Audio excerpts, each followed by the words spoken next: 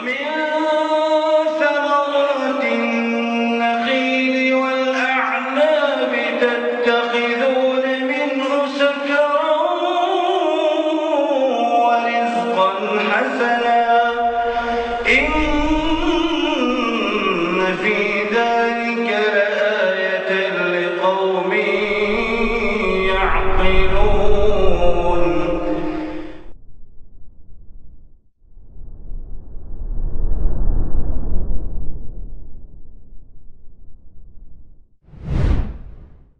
قال الله تعالى في كتابه الكريم: يا أيها الذين آمنوا اتقوا الله حق تقاته ولا تموتن إلا وأنتم مسلمون فإن أصدق الحديث كتاب الله وخير الهدي هدي محمد صلى الله عليه وسلم وشر الأمور محدثاتها وكل محدثة بدعة وكل بدعة ضلالة وكل ضلالة في النار. أما بعد, ikhwah sekalian rahimani wa rahimakumullah. Sore ini secara mendadak sedikit kita akan membahas di awal beberapa disiplin ilmu syar'i. Yang terawal kita akan membahas ilmu hadis atau syarah terhadap hadis. Dari kitab Sahih Al-Bukhari, yang mana ini terusan dari kajian di salah satu masjid di daerah Lenteng Agung, ya. Karena pandemi maka terjadilah vakum selama setahun ini, ya. Daripada tidak dilanjutkan sama sekali, alangkah baiknya untuk kita lanjutkan di majelis ini insyaallah taala. Dalam Sahih Bukhari ada kitab Al-Ilm, ya ikhwah sekalian, ada kitab Al-Ilm. Setelah sebelum kitab Badul Wahyi, kemudian Kitabul Iman, maka di sini Kitabul Ilm, dan kita masih di dalam Kitabul Ilm bab ke-8 dari kitab tersebut. Dalam Sahih Al-Bukhari bab ke-8 hadis ke-66 insyaallah taala, dan mudah-mudahan teksnya insyaallah akan disediakan. Sudah tersedia insyaallah? Baik, ahsan. Kita mulai dari pembacaan bab di hadis ini. Babu man qa'ada haitsu yantahi bihil majlis wa man ra'a furjatan fil halqati fajalasa fiha. Ya, bab man qa'ada haitsu yantahi bihil majlis. Ya, bab tentang orang yang duduk di majelis ilmu sampai habis. Wa man ra'a furjatan fil halqati fajalasa fiha. Dan tentang orang yang melihat furjah fil halqah, yaitu celah dalam majlis, kemudian dia duduk di celah tersebut. Dari sini ada anjuran bahwasanya ketika kita di majelis ilmu maka duduklah sampai selesai majelis tersebut, kecuali jika ada kebutuhan atau keperluan. Dan juga ketika ada celah di majelis tersebut maka istilah celah tersebut. Kalau misalnya kebanyakan dari ikhwan duduk di sebelah kiri, yang sebelahnya sepi, maka ke yang sebelah sini. Yang Anda lihat di kajian-kajian umum terutama,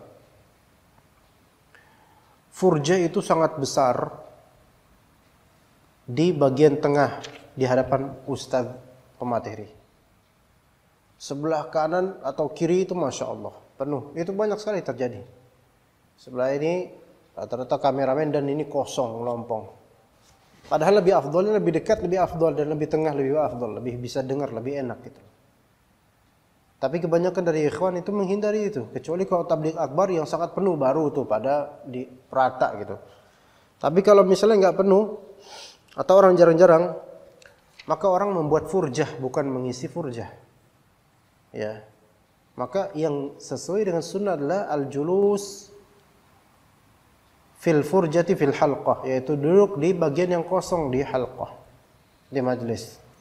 Bukan justru membuat furjah di depan ustadznya kosong. Lah kalau ini nggak mungkin ya, karena langsung kamera, ya. Tapi di kajian-kajian umum yang tidak sedikit yang datang. Baik, kita mulai dari pembacaan hadisnya terlebih dahulu. Pembacaan hadisnya. Qala Imam Al-Bukhari rahimahullah, haddatsana Ismail qala حدثني مالك عن إسحاق بن عبد الله بن أبي طلحة أن أبا مرة مولى عقيل بن أبي طالب أخبره عن أبي واقد الليثي أن رسول الله صلى الله عليه وسلم بينهما هو جالس في المسجد والناس معه إذ أقبل 3 نفر فأقبل 2 إلى رسول الله صلى الله عليه وسلم وذهب واحد قال فوقفا على رسول الله صلى الله عليه وسلم فأما أحدهما فرأى فرجة في الحلقة فجلس فيها وأما الآخر فجلس خلفهم وأما الثالث فأدبر ذاهبا فلما فرغ رسول الله قال ألا أخبركم عن النفر 3 أما أحدهم فأوى إلى الله فآواه الله وأما الآخر فاستحيا الله منه وأما الآخر فأعرض الله عنه. Baik. Dengan sanadnya dari Abu Waqid Al-Laythi radhiyallahu anhu, anna Rasulullah sallallahu alaihi wasallam bainama huwa jalisun fil masjidi wan nasu ma'ah. Jadi dihikayatkan waktu itu Rasulullah sallallahu alaihi wasallam sedang duduk di masjid. Jalisun fil masjid di sini berarti menunjukkan bermajlis fil masjid, di dalam masjid.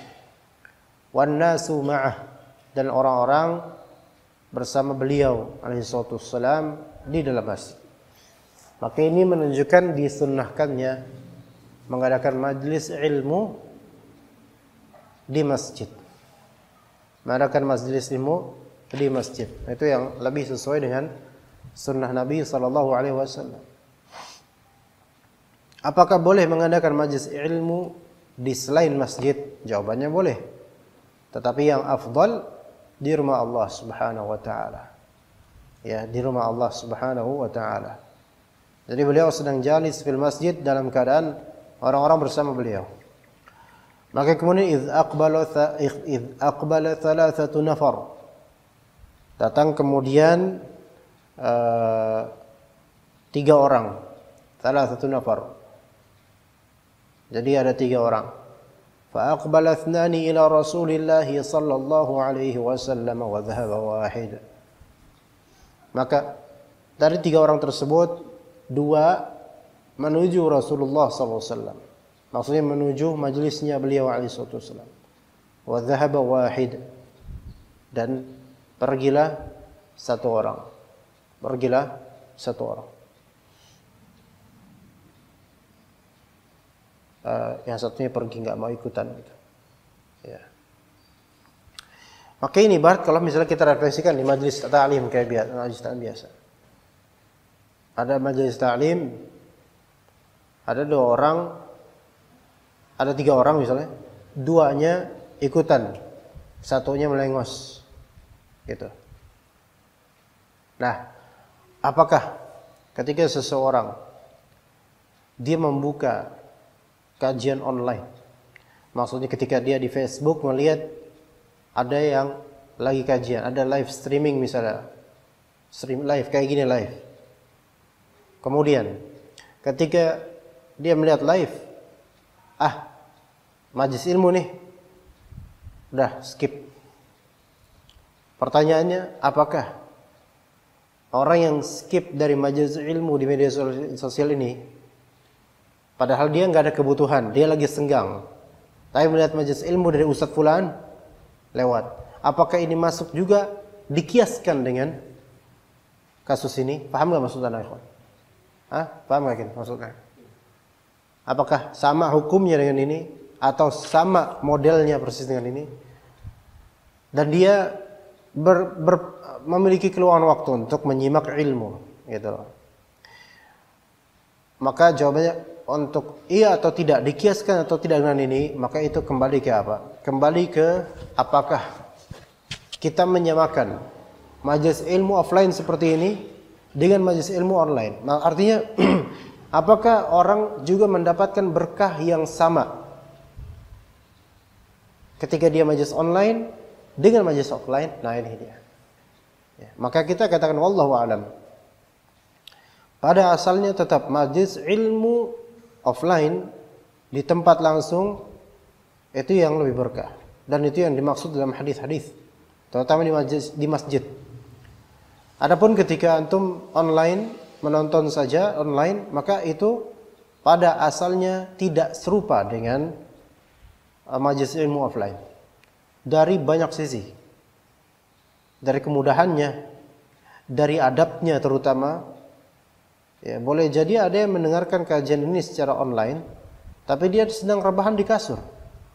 Kalau itu terjadi pada majelis ini, tentu kita tidak akan mengizinkannya. Nah, ini kan berarti ada perbedaan, ya. Begitu. Maka wallahu a'lam, kalau dia skip majelis ilmu yang ada di Facebook, dia lihat misalnya Ustaz Firanda lagi live. Udahlah kapan-kapan aja deh. Apakah masuk ke dalam hadis ini? Maka kita katakan tidak, belum tentu. Enggak mesti, ya. Karena memang online ya beda dengan offline. Dan Rasulullah SAW di sini kasusnya adalah offline jelas. Artinya langsung Rasulullah melihat mereka dan mereka melihat Rasulullah SAW. Adapun sekarang Anda nggak ngelihat antum yang misalnya yang menonton, Anda nggak tahu siapa yang nonton. Nonton atau enggak terserah, fadol. Anda nggak tahu siapa. Maka tidak bisa disamakan. Tapi tentu pahalanya sesuai dengan kadar niatan masing-masing. Bagi yang sebenarnya dia berniatan untuk ikut hadir, seandainya rumahnya dekat dengan majelis ini, maka dia akan hadir. Ada azam seperti itu. Maka Allah akan mengganjari dia sesuai dengan azamnya dia. Sesuai dengan niatannya dia. Seandainya saya dekat rumahnya Ustaz Hasan misalnya, maka akan hadir terus benar-benar. Misalnya, dia dapat nilai. Dan dia selalu ikut kajian online-nya misalnya. Begitu. Ya, tetapi kalau misalnya mendengar cuman buat selingan, ya kemudian kan Facebook bisa kotak view-nya itu kan bisa diatur sehingga bisa buka aplikasi lain, ya yang nggak kayak gitu nggak ya? Terus ya dia buka ini kajian dibuka sambil WhatsAppan sama orang gitu bisa kan? Maka ini tentu nggak dapat berkahnya, nggak sama dengan berkah yang offline, dan pahalanya beda dengan yang offline. Ya tentu beda. Ya, sebagaimana dikatakan al-ajru ala qadril masyaqqah. Ganjaran itu sesuai dengan kadar kesulitan yang dihadapi. Tantangannya sesuai dengan itu. Bagi misalnya orang yang mencatat kajian sungguh-sungguh walaupun dia online. Mencatat kajian sungguh-sungguh sambil menyimak, beda tentu faedahnya dan juga keberkahannya dibandingkan yang dia ini online bodo amat, ustadznya enggak ngelihat, dia dengerin sambil ngapain? Sambil ngupil misalnya. Atau sambil meleguling, atau sambil buka baju, dan seterusnya. Itu nggak sama. Taib. Dan di kasus ini Rasulullah SAW tentu di kehidupan nyata ada 3 orang. 2-nya ikutan, 1-nya pergi. Qal fawaqafa ala Rasulillah sallallahu alaihi wasallam. Maka keduanya pun kemudian berhenti di majelis Rasulullah SAW, yaitu ikutan dengan majelis, berdiri sejenak di hadapan Nabi sallallahu alaihi wasallam. Fa amma ahaduhuma fara'a furjatan fil halqati fajalasa fiha. Salah satunya melihat ada, jadi ketika mereka datang, mereka ngeliatin dulu tuh majelis tuh. Ngeliatin dulu majelis itu. Ngecek itu.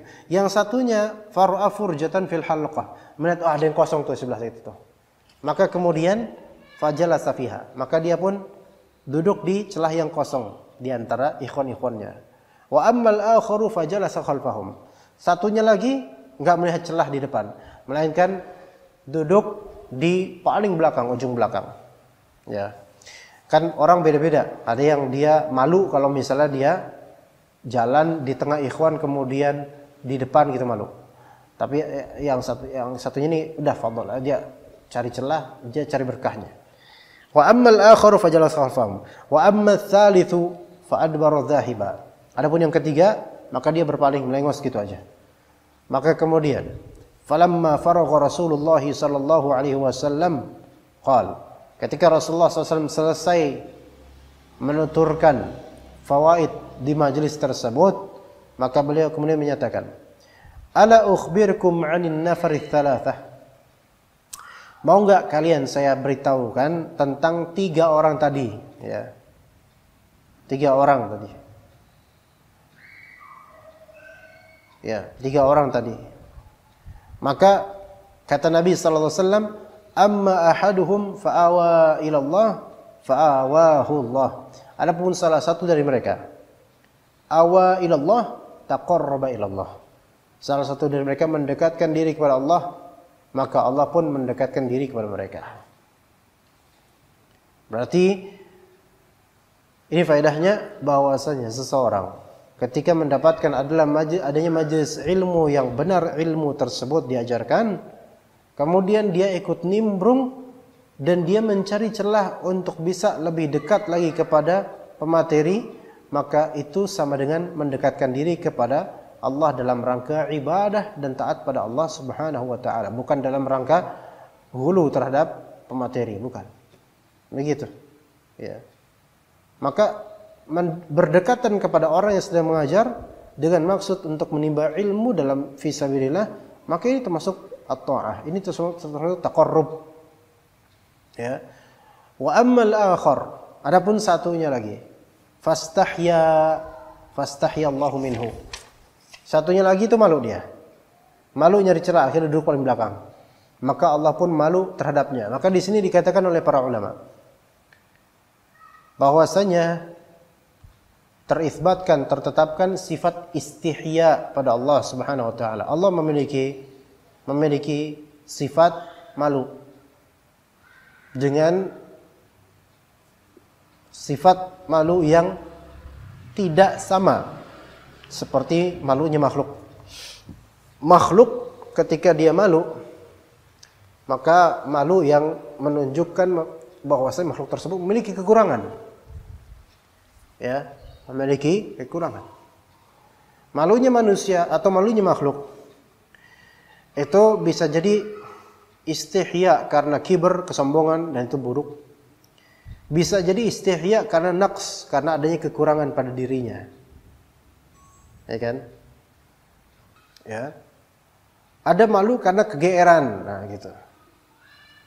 Semua itu masuk perasaan. Nah, tapi sifat malunya Allah Subhanahu wa taala tidak sama dengan manusia. Kata Allah taala, "Laisa kamitslihi syai' wa huwas samiul basir." Tidak ada yang semisal dengan Allah Subhanahu wa taala sesuatu pun, dan Dia Maha mendengar lagi Maha melihat. Adapun manusia ketika malunya manusia seperti apa? Istihyaul makhluk. Itu suatu ungkapan tentang adanya gejolak jiwa yang melazimkan adanya kadang raut muka berubah, perasaan moodnya juga berubah, itu beda dengan Allah Subhanahu wa taala. Laisa kamitslihi syai'. Maka orang yang kedua, dia malu dan Allah pun malu terhadapnya. Begitu. Maka konsekuensi dari Allah taala malu terhadapnya berarti dia tetap mendapatkan rahmat dari Allah taala, tetapi tidak sekadar dengan orang-orang yang memang la yastahyi anil haq, tidak malu akan kebenaran. Begitu. Jadi walaupun dia malu, tetap ke majelis ilmu, tapi bagian belakang dia tetap dapat berkah dan rahmat dari Allah Subhanahu wa taala. Hanya kadarnya itu tentu tidak semaksimal kadar yang didapatkan oleh orang-orang yang memaksimalkan diri. Kemudian terakhir kata Nabi sallallahu alaihi wasallam, wa ammal akharu fa'aradallahu anhu. Adapun yang terakhir, dia telah a'rada, yaitu berpaling. Fa'aradallahu anhu, maka Allah pun berpaling diri darinya. Ya. Bisa ditutup enggak gitu. Ya, jadi di sini juga ada fa'aradallahu anhu, berpaling. Maka di sini ada faedah isbatu, yaitu penetapan sifat iwa atau i'rad. Afwan, tadi iwa yang pertama ya. Yang pertama, orang tersebut awa ilallah, yaitu taqarraba ilallah, fa'awahu Allah, maka Allah Ta'ala pun mendekatkan diri padanya. Ada sifat taqarrubnya Allah Ta'ala terhadap iwa. Ada juga sifat yaitu i'rad, maka Allah Ta'ala berpaling diri dari orang tersebut. Ini semua sifat yang mutsbat dalam hadis ini. Kaifiyahnya Allah yang lebih tahu, tapi kita wajib mengimani hal-hal seperti ini. Taib, di antara faedah di hadis ini, ikhwan, bolehnya seorang guru untuk talabul mas'alah, yaitu bolehnya seorang guru atau muallim atau murabbi untuk melemparkan, bukan melemparkan, la. Di sini juga ada pelemparan ala ukhbirukum, ya, bisa. Tapi itu nanti hadis berikutnya aja insyaallah. Di sini bolehnya seorang guru mengomentari tentang sikap muridnya, walaupun di hadapan para murid, dengan tujuan memberikan faedah atau mencegah keburukan. Jadi boleh seorang guru untuk apa? Untuk mengomentari sikap muridnya di hadapan para murid, tentu dengan tujuan maslahat, yaitu faedah atau mencegah madarat. Bukan tujuan sebatas untuk mempermalukan, enggak. Namun sebaliknya tidak beradabnya murid jika mengomentari seorang guru di hadapan guru. Jadi memang dalam hal ini kembali ke masalah adab. Rasulullah SAW mencontohkan, ala ukhbirukum, atau ya ala ukhbirukum 'anil nafarits tsalatsah. Nah, sekalian saya kasih tahu tentang 3 orang nih. Ini berarti kan sedang mengomentari 3 orang ini, yang datang ke majlis kemudian duduk di antara mereka, kemudian datang ke majlis kemudian duduk paling belakang, dan yang berpaling. Itu semua dikomentari oleh Nabi SAW, dan itu boleh. Itu boleh. Tapi Nabi SAW tidak asal komentar. Komentarnya memberikan faedah dan membuat para sahabat bersemangat dengan itu. Jadi enggak serta-merta beliau alaihissalam mengomentari orang yang berpaling itu dengan semata-mata benci saja, kemudian enggak, tapi ada faedahnya. Yaitu fa'aradallahu anhu. Dia ini telah berpaling dari majelis ilmu, maka Allah Ta'ala berpaling darinya. Begitu. Maka kalau kita menemukan, bagaimana kita menemukan majelis ilmu di masyarakat misalnya, majelis ta'lim, apakah kita harus menghadirinya? Sekiranya majelis ta'lim tersebut ada di zaman Rasulullah SAW, pengisinya Rasulullah SAW, maka haruslah kita mengikutinya. Tetapi karena itu majelis ta'limnya di tahun 2021, yang kemudian pematerinya mungkin hizbiyun, harokiyun misalnya, atau kuburiyun, atau khurafiyun, atau dukuniyun, dan seterusnya, atau khawarij dan seterusnya, maka nggak boleh antum ikut. Nggak bolehnya di sini bukan dalam masalah bahwasanya majelis ilmu tidak ada berkahnya. Untuk urusan berkahnya wallahu alam, tapi di sini lebih dipentingkan masalah apa? Keselamatan pemahaman, selamatul faham, keselamatan manhaj dan pemahaman. Iya. Karena dikhawatirkan akan tersusupi di dalamnya syubhat, sehingga antum bukannya selamat malah antum menyimpang, dan ini lebih buruk. Oleh karena itu di masa seperti ini pun seleksi dalam memilih guru untuk ngaji, baik ngaji kitab maupun tematik, itu diperlukan, tidak sembarangan. Minimal guru tersebut atau ustadz tersebut dikenal oleh kalangan asatidzah, atau ada asatidzah yang mengenalinya, atau minimal memang yang didakwahkan adalah manhaj salaf betul-betul, dan belum pernah terdengar dari lisan asatidzah manapun tentang kesalahan dirinya dari segi usul manhajnya. Ya begitu. Wallahu a'lam. Jadi memang di zaman sekarang ya ustadz banyak banget, sangat banyak, dari seluruh kalangan. Tetapi apakah kita merangkul atau kita menghadiri semuanya? Enggak. Bahkan bisa jadi enggak boleh kita menghadiri, tidak diperbolehkan. Disebabkan apa? Disebabkan ketergelinciran yang ada padanya. Baik. Kemudian ikhwan, di antara faedah hadis ini adalah bolehnya duduk di dalam halaqah, atau bolehnya duduk di salah satu celah dalam halaqah, atau kumpulan majelis ilmu, boleh. Ya, tetapi ketika itu membuat dhiq, yaitu dhiq itu sempit ya, maka jangan, karena itu akan mengganggu ketentraman ikhwah lain yang sudah ngaji dari tadi gitu kan. Antum datang malah bikin rusuh gitu. Begitu. Datang malah bikin rusuh, maka nggak boleh.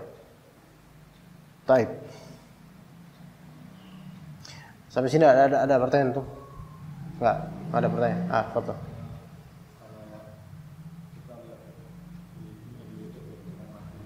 Yang di YouTube.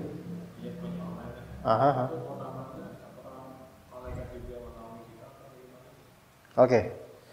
Dalam hadis, para malaikat itu mereka melewati jalan-jalan biasa yang mencari majalis dzikir. Majalis az-dzikir. Dan dalam riwayat menunjukkan bahwasanya hal tersebut ada di masjid-masjid rumah-rumah Allah Ta'ala. Ya kan? Dalam redaksi lain itu menunjukkan ada di rumah-rumah Allah Ta'ala. Tapi bagaimana kalau misalnya ternyata di rumah? Apakah malaikat juga Allah Ta'ala kirimkan malaikat-malaikat rahmat untuk mendoakan dan juga merahmati kita? Maka jawabannya, wallahu alam, itu kembali ke niatan dan adab antum ketika ngaji online. Kita nggak bisa mengatakan bahwa enggak, malaikat tidak akan datang kepada orang. Ya. Antum bermajlis zikir walaupun online itu zikir juga. Termasuk zikir. Walaupun antum sendiri dan kemudian antum hanya melihat handphone live streaming ada sekian yang nonton, itu termasuk zikir. Dan ketika antum niatan dan adabnya dijaga sebagaimana adab majelis zikir, maka semoga itu seperti majelis zikir, walaupun tentu keutamanya tidak sama dengan orang yang langsung hadir di majelis. Ya semoga insyaallah pun malaikat pun juga akan, tapi sebenarnya bukan malaikat acuan ridha Allah. Selama antum niatnya benar mencari ridha Allah, kemudian adab sebagaimana adab majlis, apalagi antum sampai ini siap-siap ngaji online, antum pakai baju yang bagus, berpakaian busana bagus, dan juga mungkin pakai minyak wangi supaya semangat misalnya, kemudian antum nyatet, maka itu nggak ada bedanya sebenarnya dari segi apa? Niatan dan juga adab. Perbedaannya ada di tempat saja. Maka apalah arti tempat kalau niatan dan adabnya terjaga? Maka insyaallah mudah-mudahan juga akan mendapatkan keberkahan yang sama.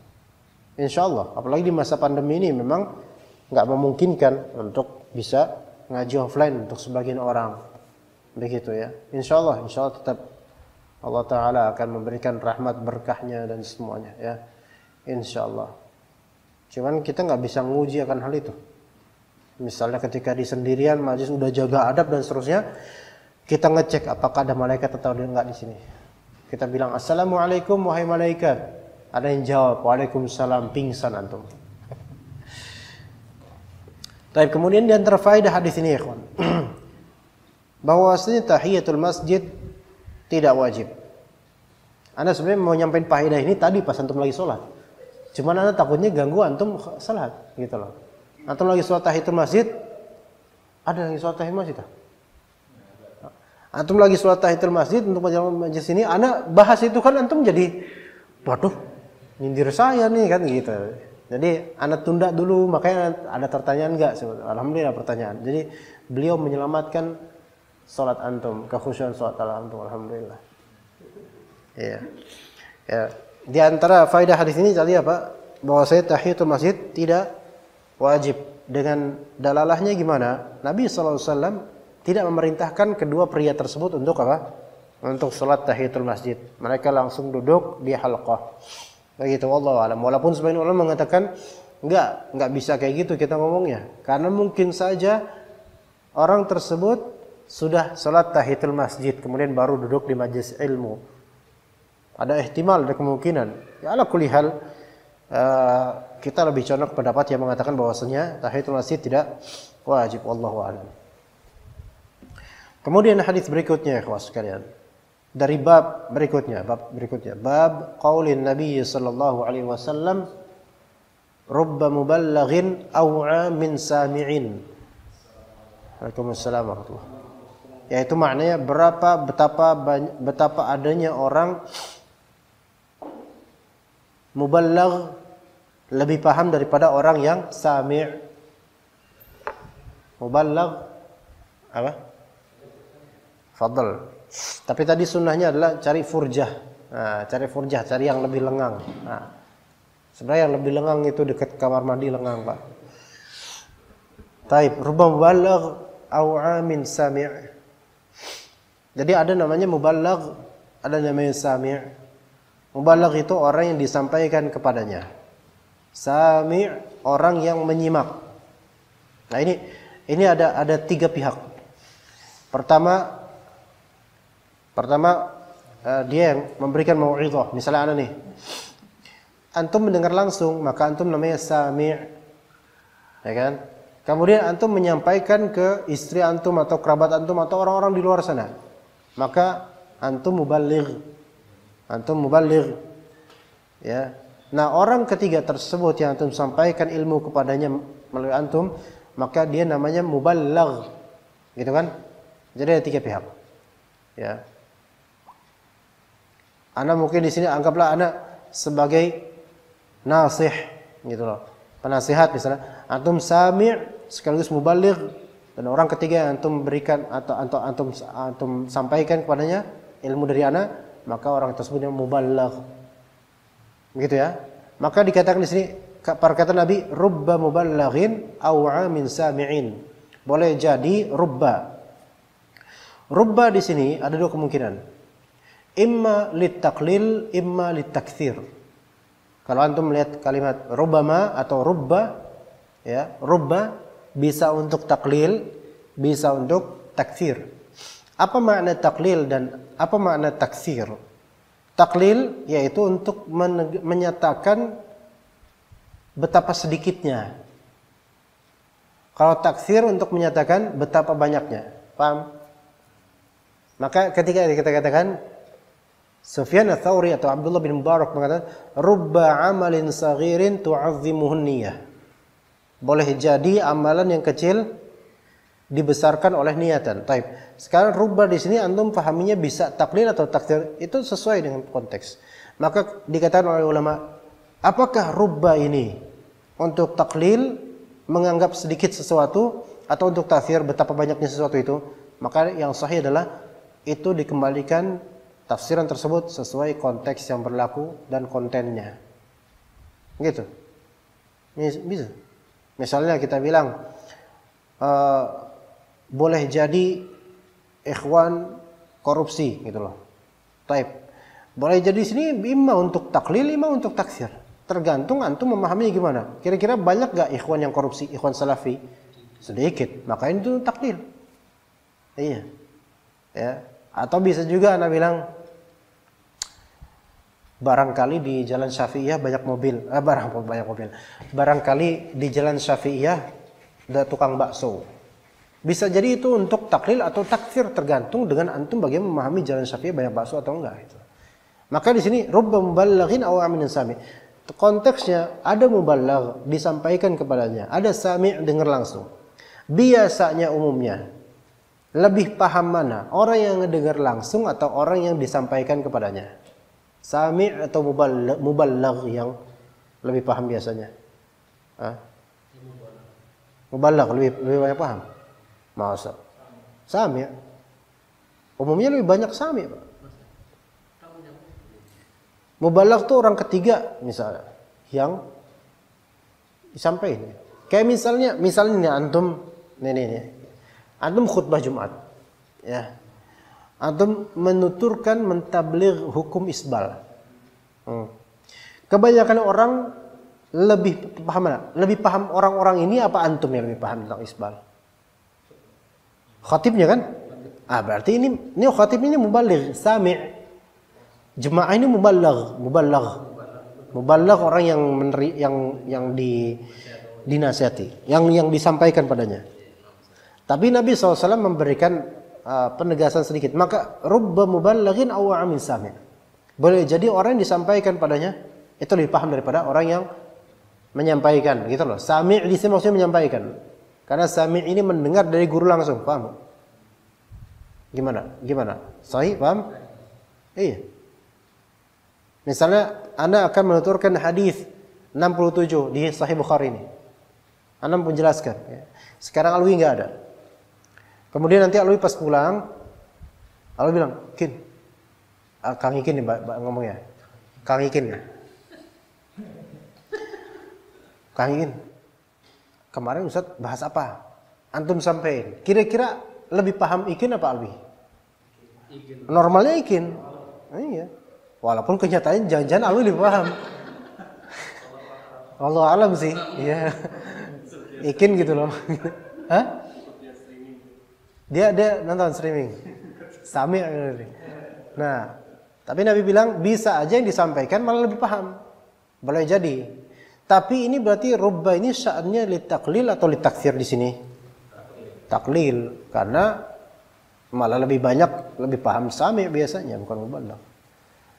Qala rahimahullah, haddatsana Musaddadun qala haddatsana Bishrun qala haddatsana Ibnu 'Aun 'an Ibni Sirin 'an Abdurrahman ibn Abi Bakrah 'an abihi ذكر النبي صلى الله عليه وسلم قعد على بعيره وأمسك إنسان بخطامه أو بزمامه قال أي يوم هذا فسكتنا حتى ظننا أنه سيسميه سوى اسمه قال أليس يوم النحر قلنا بلى قال فأي شهر هذا فسكتنا حتى ظننا أنه سيسميه بغير اسمه فقال أليس بذي الحجة قلنا بلى قال فإن دماءكم وأموالكم وأعراضكم بينكم حرام كحرمة يومكم هذا في شهركم هذا في بلدكم هذا ليبلغ الشاهد الغائب فإن الشاهد عسى أن يبلغ من هو أوعى له منه. Dengan syaratnya Nabi SAW qa'ada ala ba'irih. Nabi SAW duduk di atas ontanya, duduk di atas kendaraannya. Wa amsaka insanun bi khitamihi au bi zimamihi. Kemudian ada insan, yaitu seseorang, memegang khitam atau zimam, yaitu tali kekang unta tersebut. Maka di atas unta tersebut Rasulullah SAW memberikan khitab kepada jemaah, kepada para sahabat. Ayu yaumin hadza? Hari apa ini? Fasakatna hatta dhananna annahu sayusammihi siwasmih. Maka kami pun diam sampai kami mengira bahwasanya beliau SAW akan memberinya nama yang bukan nama hari ini. Hari apa sebenarnya? Alaysa yaumun nahar gitu. Bukankah ini yaumun nahar, hari nahar? Maka berkata kami, bala. Ya Rasulullah. Taib. Sampai sini dulu ada faedah, kawan. Tapi tadi tahu kan konteks gimana? Rasulullah di atas unta. Hari apa ini sahabatku? Para sahabat pada diam nih. Sahabat ini diam karena enggak tahu atau tahu, cuman apa ada info baru dari Rasulullah gitu kan ya? Apa faedah baru, apakah nama baru misalnya gitu kan? Maka diam. Baik. Diamnya para sahabat ini ya kawan. Bukan diam karena ngeprank, bukan. Kalau bukan diam karena jahil juga gitu loh. Tapi mereka diam karena pertama tabjil, yaitu ihtiram kepada Nabi SAW. Kedua, takut salah. Dan dua hal ini insya Allah biasa kita lakukan di majlis, ya enggak?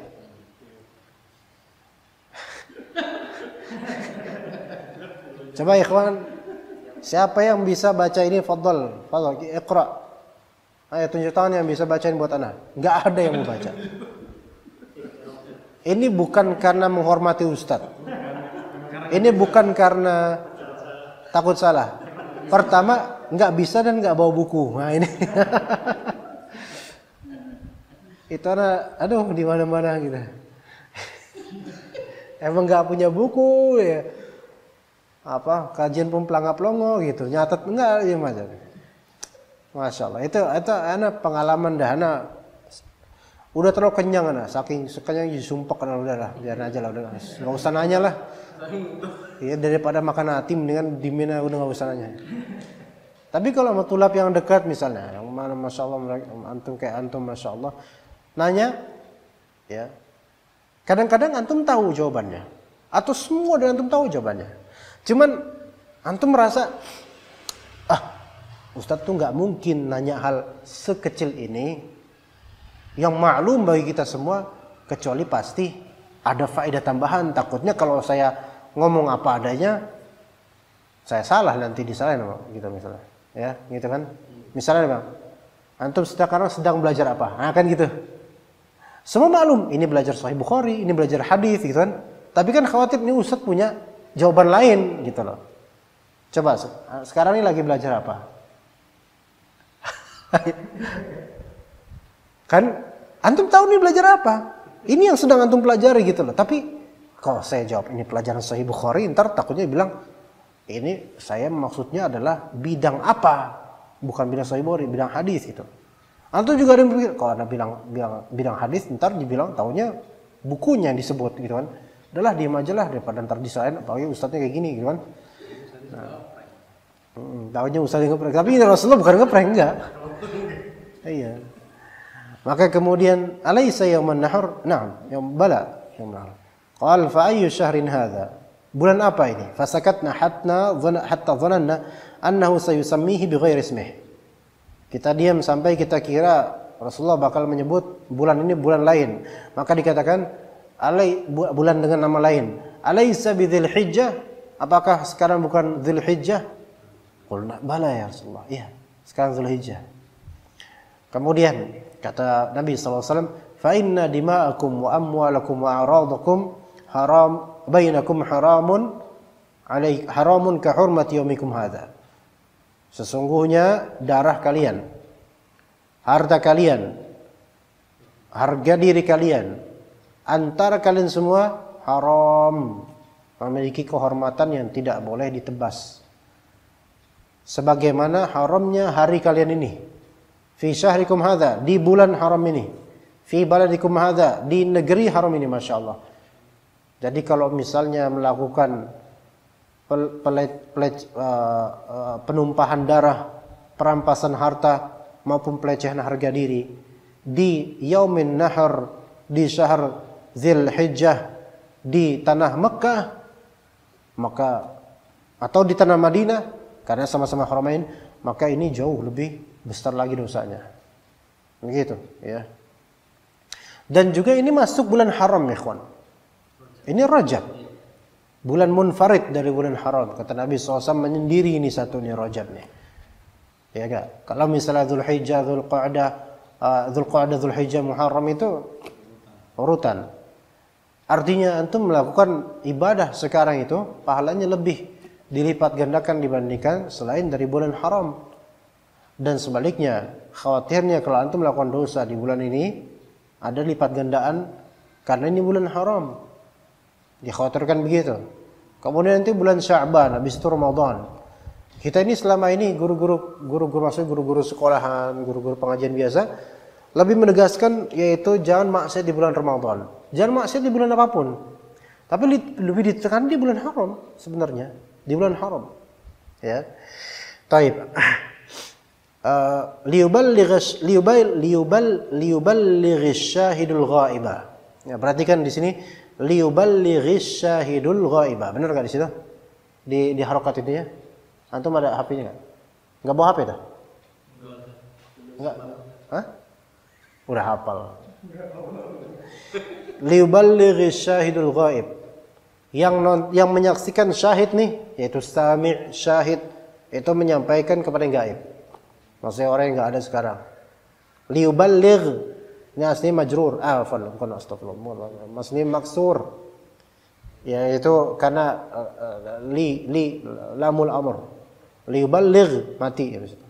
Tapi karena iltiqa'us sakinain maka jadinya dia majrur secara harokat saja. Tapi secara i'rabnya dia majzum. Liyuballighish syahidul ghaibah. Ya gitu. Maka ini perintah. Berarti di sini perintah antum mendengarkan kajian ini. Faedah dari sini antum memiliki beban untuk menyampaikan kepada orang yang berhak untuk antum sampaikan padanya ilmu ini. Baik mungkin istri atau anak atau siapapun. Begitu.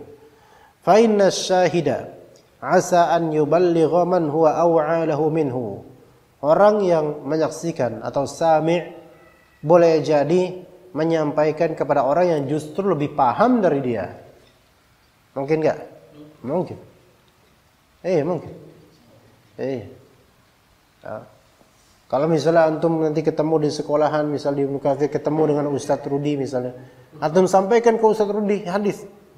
Ustadz Rudi lo mikirnya, lu baru kemarin belajar belagu lu. Ya enggak lah. Ya, beliau lebih paham daripada antum.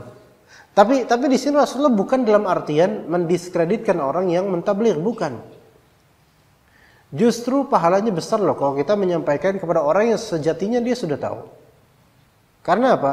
Karena dengan antum memberikan kepada dia faedah atau ilmu yang dia sudah tahu bahkan lebih paham lagi, itu bisa saja menambah motivasi dia untuk menuntut ilmu lebih atau membuat khazanah ilmunya lebih. Ada kalanya ikhwan kita itu mengetahui suatu hukum yang kita langgar. Mengetahui suatu hukum yang kita langgar. Tapi kemudian ada orang datangin kita dan menyatakan kita tentang hukum tersebut. Akhirnya kita apa? Taubat akhirnya. Oh ya juga ya. Contoh lain misalnya, ana waktu itu khutbah di daerah Puri Laguna, Cimanggis, Depok, dekat Babu Salam, daerah situlah pokoknya. Nah itu, ana jadi imam khutbah Jumat, jadi imam kan. Ana baca Al-Quran, baca Al-Fatihah. Alhamdulillahi Rabbil Alamin, Ar-Rahmanir Rahim, Maliki Yaumiddin, Iyyaka na'budu wa iyyaka nasta'in.